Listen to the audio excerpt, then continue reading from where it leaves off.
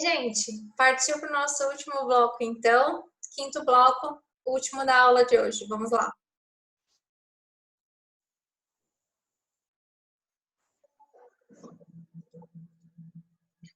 Então, daremos sequência à nossa parte do conteúdo sobre a disciplina com relação aos titulares dos direitos fundamentais. Falamos no quarto bloco sobre os titulares dos direitos e deveres individuais, lá do artigo 5º, certo? E agora vamos falar, então, dos titulares dos direitos sociais, que está do artigo 6º em diante. O artigo 6º, ele utiliza em alguns direitos, né, alguns dos seus dispositivos, termos que indicam o titular. Por exemplo, assistência aos desamparados. É difícil dizer quem é desamparado? É, claro, né? Mas assim, cada um que é desamparado é difícil. Mas assim, de uma maneira geral, a gente sabe que quem tem mais possibilidade financeira não está dentro dessa titularidade, certo? Maternidade, infância, etc.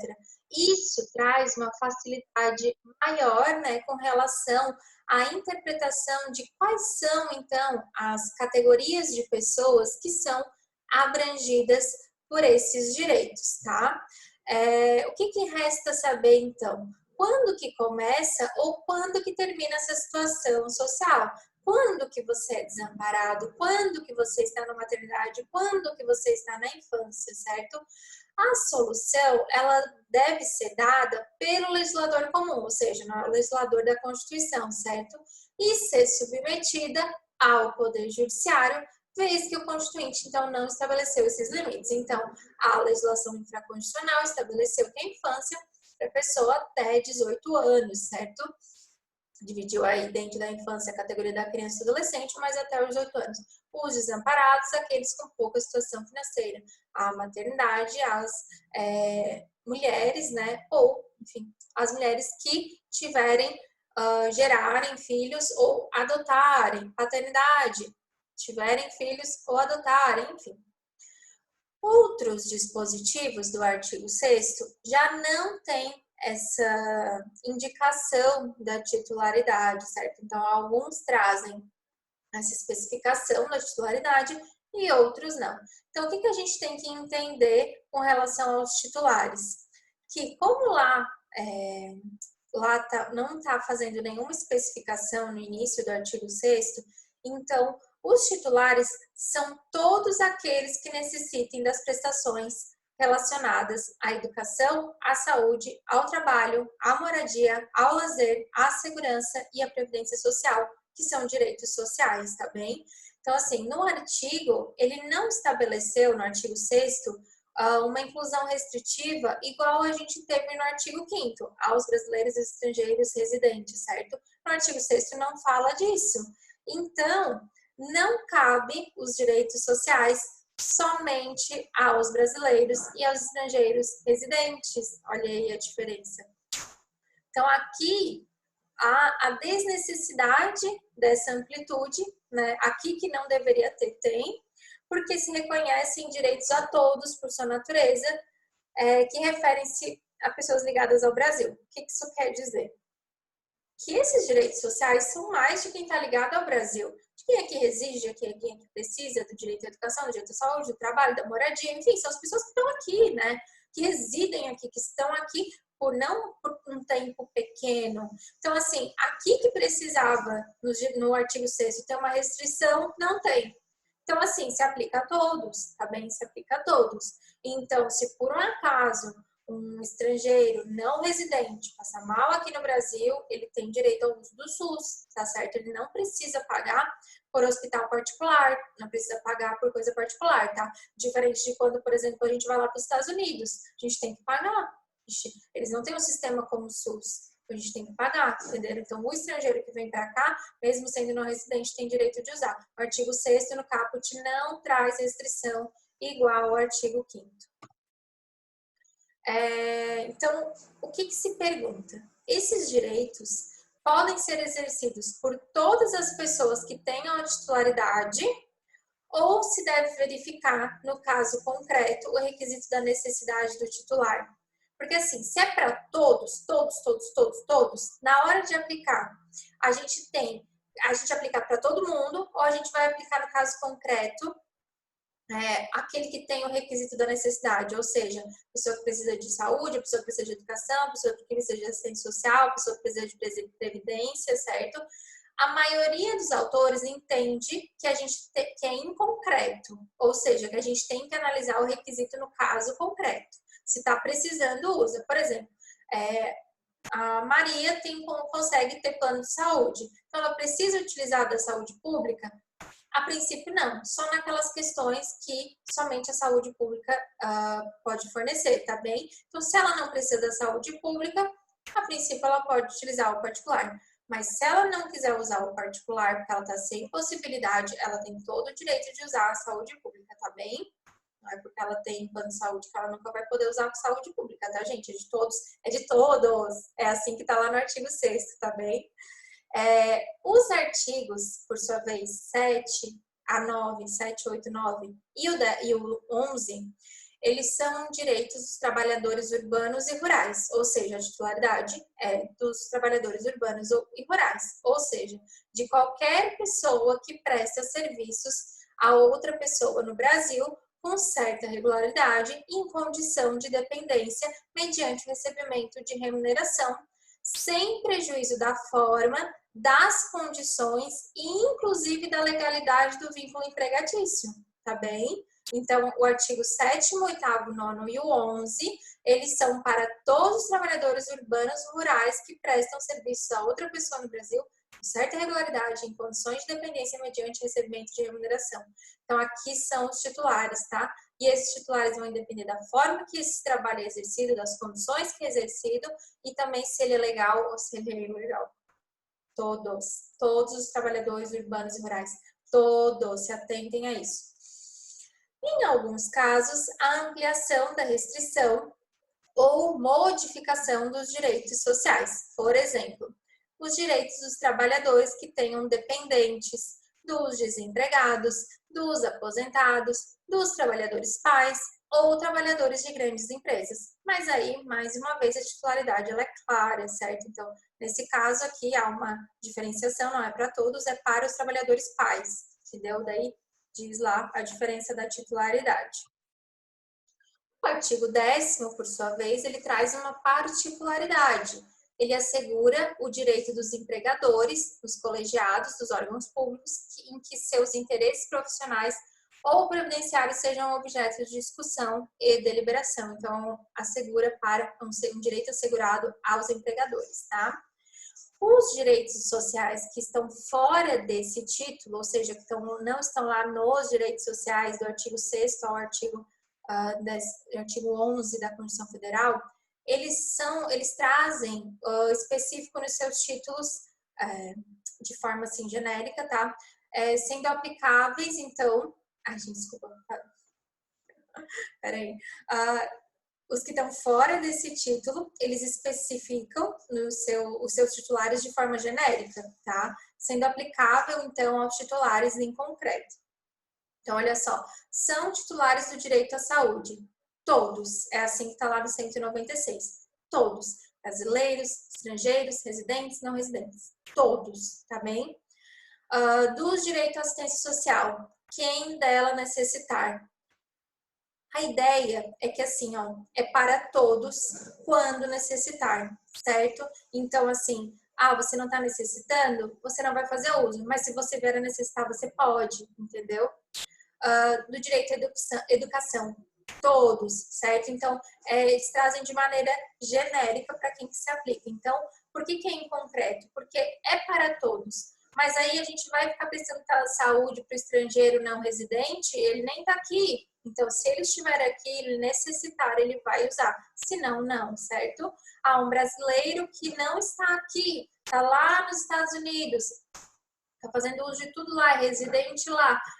Ele está passando mal, ele vai vir para o Brasil, porque a gente tem o direito à saúde? Não, ele com certeza vai se resolver lá. Mas se ele precisar, ele pode vir para o Brasil.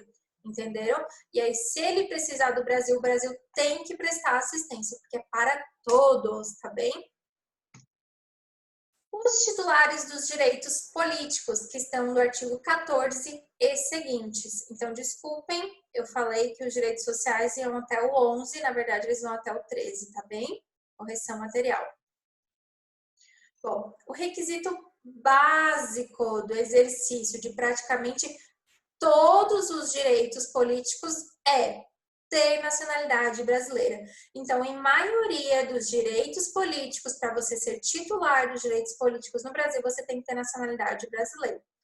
Os demais requisitos, eles são estabelecidos nos artigos 14 e 15, havendo também outras normas constitucionais que especificam tais requisitos. Então, fora ter nacionalidade brasileira, lá no artigo 14, no artigo 15, em outras normas da Constituição, existem outros requisitos, mas o básico é ter a nacionalidade brasileira, que em regra, praticamente, para todos os direitos, esse aí é o que tem que ter, tá? A titularidade dos direitos políticos, ele vai variar em função de cada direito, tá? Básico é ter nacionalidade, mas os demais requisitos, eles vão variando. Por exemplo, uma peculiaridade dos direitos políticos é a fixação de limite etário. Por exemplo, para ser presidente da República, precisa ter 35 anos. Para ser vereador, precisa ter 18. Então, além de você ter nacionalidade brasileira, você tem que ter também a idade, o requisito da idade, certo? Então, somente o titular do direito de se candidatar a vereador, o brasileiro com mais de 18 anos. Somente tem titularidade para se candidatar à presidência da República, o brasileiro com mais de 35 anos, certo? E os demais requisitos também que foram exigidos lá nos artigos 14 e 15 ou em outras normas da Constituição Federal. Os estrangeiros, eles podem exercer direitos políticos no Brasil somente em 2 casos. Por isso que a gente fala que o básico é ter a nacionalidade brasileira com relação à titularidade dos direitos políticos, tá? Quais são esses 2 casos? Há o direito de pessoas de nacionalidade portuguesa, que residem permanentemente no Brasil, exercer todos os direitos reconhecidos aos brasileiros, mesmo sem a nacionalidade brasileira, tá? Não precisa ter a dupla nacionalidade, desde que Portugal reconheça os mesmos direitos aos brasileiros. Portugal está escrito errado, não é Portugal, tá? É Portugal. Mas desde que Portugal também faça isso para os brasileiros que estão lá. Se o Portugal parar de fazer isso para os brasileiros que estão lá, a gente para de fazer isso aqui também, tá? E há a possibilidade de estrangeiros atuarem em partidos políticos. Então, o estrangeiro vota, mesmo sendo residente? Não, certo? Pode se candidatar? Não, ok? Então, pode só atuar em partido político. Os titulares, então, dos direitos coletivos. Então, lá também, lá no artigo 5º, assim, dos direitos e deveres individuais e coletivos. Então, cuidado com relação, que eu falei lá do artigo 5º, eu falei primeiro dos individuais, tá? E agora, de maneira geral, nós vamos falar dos coletivos, porque os coletivos não tem só lá no artigo 5º, mas eu só quero que vocês tomem cuidado com relação ao título que está na Constituição Federal, dos direitos individuais e coletivos. Não quer dizer que não tem coletivos em outros momentos, por isso que a gente separa, tá? Os direitos coletivos tradicionais, a gente conversou isso na aula retrasada, eles constituem direitos fundamentais das 3 categorias, ou seja, lá do artigo 5º dos status negativos, dos sociais e dos políticos. Então, a questão da titularidade dos direitos coletivos, ele vai depender do tipo do direito que a gente está tratando, tá bem? Parece fácil, né? Mas a situação, ela fica mais complexa quando a gente fala de casos dos novos direitos coletivos, que a titularidade não é determinada pela Constituição. Daí dá uma complicada, tá bem? Por exemplo, a proteção dos consumidores depende de normas infraconstitucionais que devem definir quem possui o status de consumidor em cada caso. Tá bem? A gente tem aí já a nossa lei do direito do consumidor, ok? O direito ao meio ambiente é reconhecido para todos, tá? Sem especificação, ou seja, independente de nacionalidade e de qualquer outro critério que possa ter de diferenciação. Vai se tratar, então, de direito de todos aqueles que se encontram em território brasileiro, sendo brasileiro, sendo estrangeiro, residente, não residente, ou estão em contato com o ordenamento jurídico do país. Por exemplo, eu sou estrangeira e tenho empresa aqui, ou eu faço alguma comercialização com o Brasil, certo? Eu tenho que me preocupar também com o meio ambiente daqui, tá bem? Por exemplo, eu extraio carvão daqui e mando lá para a China, tá bem? E eu sou estrangeira, né? Tem que tomar cuidado. Então, se aplica também para mim, né? Porque eu não sou daqui, não moro aqui, só pego uma parte daqui que eu não estou envolvido com isso. Se acontecer alguma coisa, né? Eu posso ser responsabilizado. Os titulares dos direitos de solidariedade e ao desenvolvimento dificilmente podem ser identificados por se tratarem de direitos abstratos e assemelhados à enunciação de programas políticos. Então, tais direitos devem beneficiar a todos e a cada um em separado. Olha que difícil, para todo mundo e a cada um, tá? Porém, o seu funcionamento concreto são diretivas, são deveres do Estado, que deve tomar medidas para satisfazer determinadas necessidades sociais. Os titulares das garantias fundamentais. Ô, professora, como assim? Não entendi. Lá no título da Constituição, logo quando começa a falar dos direitos fundamentais, fala exatamente assim, dos direitos e garantias. Como assim dos direitos e garantias? Direito e garantia não é a mesma coisa? Não, gente. E a gente ainda tem os remédios constitucionais, que vocês já devem ter assim ouvido um pouco falar, pelo menos. Então, o que são direitos? Os direitos são as normas declaratórias. Por exemplo, o direito de ir e vir, tá? Então, é o que está declarado lá na Constituição, tá? É o nosso direito, tá lá. As garantias são as medidas que asseguram o exercício desses direitos, seja para prevenir ou para reparar a violação desses direitos. Então, por exemplo, eu tenho o direito de ir e vir, e como garantia, eu tenho a garantia de defesa, certo? Peraí que não ficou, eu esqueci de trocar o exemplo do direito de ir e vir. Não, é isso aí. Esquece que eu falei agora. Nossa, hoje eu tô ótima, né, gente? Enfim. Bom, eu tenho o direito de ir e vir, certo? E aí, se acontece alguma coisa, né, eu cometo um delito, enfim, eu posso ser presa, tá bem? Eu posso ter restrição da minha liberdade, restrição do meu direito de ir e vir. Mas o que eu tenho de garantia com isso? O direito de defesa, tá bem? E aí a gente ainda tem os remédios. O que são os remédios? São espécies dos gêneros e garantias. Por isso que lá no título tá assim, direitos e garantias. Não tá direitos e garantias e remédios, tá? Porque os remédios, eles são espécies das garantias. Então, nós temos direitos e garantias e das garantias decorrem os remédios. Então, eles são os instrumentos processuais que têm por objetivo assegurar o exercício de um direito. Então, vamos lá. Eu tenho o direito de ir e vir, mas acontece alguma coisa e eu sou presa, minha liberdade é restringida. Eu tenho a garantia do direito à defesa, tá bem? Ela assegura, então, os meus direitos. Só que se constatou que essa prisão foi indevida. Então, eu tenho como remédio constitucional o habeas corpus, que ele é justamente para quando há questões com locomoção, tá bem? Então, estão restringindo a minha liberdade, estão restringindo o meu direito de ir e vir indevidamente. O habeas corpus é o remédio constitucional correto para eu buscar que não sejam a garantia, né, e que não sejam violados esses meus direitos, tá bem? Deu para entender? Direitos e garantias não são as mesmas coisas, por isso que aqui a gente está falando de titulares de garantias. Primeiro a gente falou dos titulares dos direitos e deveres, tá bem? Então tá. Então, direitos, garantias e remédios não são a mesma coisa, especialmente direitos e garantias. E os remédios são espécies das garantias, tá bem? Decorrem das garantias. Então, a gente tem de remédio constitucional os remédios administrativos, que são o direito de petição e de certidão. Vocês vão ver isso tudo na aula própria, tá? E também tem os remédios judiciais, que é o habeas data, que é com relação à informação, habeas corpus, locomoção, mandado de segurança, quando o direito líquido e certo não está amparado pelo habeas data ou pelo habeas corpus, ação popular, para anular ato lesivo e mandado de injunção, quando tem ausência de norma regulamentadora.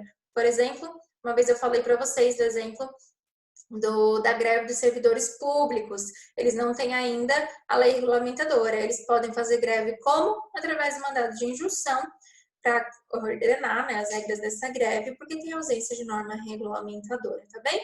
Então, beleza? Lá no título está escrito direitos e garantias. Vocês já sabem, então, que existe diferença entre direitos e garantias. Direitos são as normas declaratórias e as garantias são as medidas que asseguram, são as normas que asseguram o exercício desses direitos, tá bem? Que estão declarados. E os remédios são espécies do gênero garantia. Vamos compreender melhor isso? Todo remédio é uma garantia, sim. Porque eu falei para vocês que os remédios são espécies do gênero garantia. Toda garantia é um direito? Sim, toda garantia é um direito que a gente tem. A gente tem um direito de ter garantido, certo? Para a gente poder garantir o direito. Então, a garantia é um direito, tá bem? Agora, todo direito é uma garantia?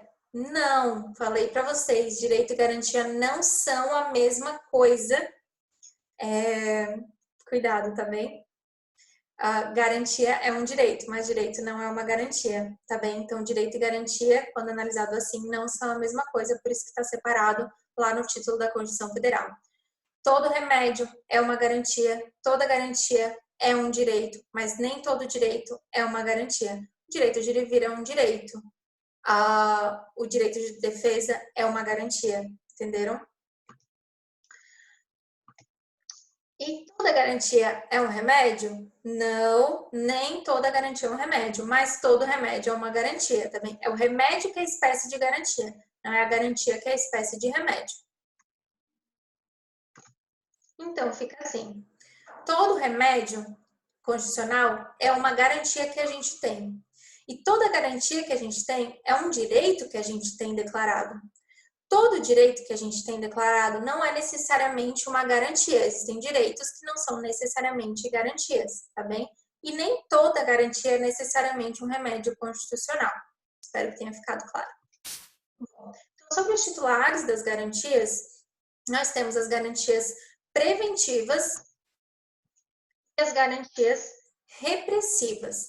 Então, com relação às garantias preventivas dos direitos fundamentais, elas vão se relacionar diretamente com as formas de organização do Estado. Elas são as competências de autoridades estatais que objetivam impedir abusos do poder, tá? A Constituição Federal, ela estabelece qual autoridade estatal e sob quais condições poderá fiscalizar os demais, regulamentando a atuação dos vários órgãos e comissões. O princípio da separação dos poderes, que é adotado pela nossa Constituição Federal, objetiva estabelecer mecanismos de controles recíprocos das autoridades estatais, com a intenção de preservar os direitos dos indivíduos de indevidas interferências dos detentores do poder. Então, as garantias preventivas de direitos fundamentais, elas se relacionam diretamente com as formas de organização do Estado. Já as garantias repressivas, a regra lógica seria que as garantias do tipo repressivo pudessem ser acionadas pelo titular do respectivo direito. Mas a Constituição Federal estabelece, em alguns casos, a titularidade de forma mais precisa, tá? Desviando dessa regra. Por exemplo, é previsto que o mandado de segurança coletiva, um remédio constitucional, só pode ser impetrado por partido, estou falando do coletivo, hein? Por partidos políticos e por associações sindicais que satisfaçam certos requisitos de representatividade e que a ação popular pode ser proposta por qualquer cidadão, isto é, pelos titulares do direito de votar. Olha só, então aqui, nas garantias que são repressivas, em maioria devem ser acionadas pelo titular do respectivo direito. mas mesmo assim a Constituição, determinadas vezes, traz alguns casos de titularidade de forma precisa, como esses dois exemplos que eu trouxe para vocês.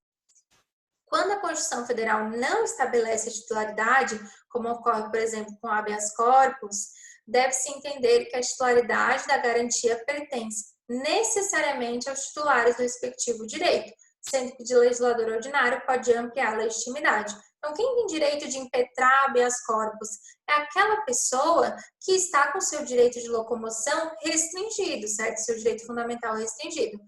Lá, em geral, é isso. Lá no Código de Processo Penal, artigo 654, é previsto que o habeas corpus pode ser impetrado por qualquer pessoa em seu favor ou de outra pessoa ou também pelo Ministério Público.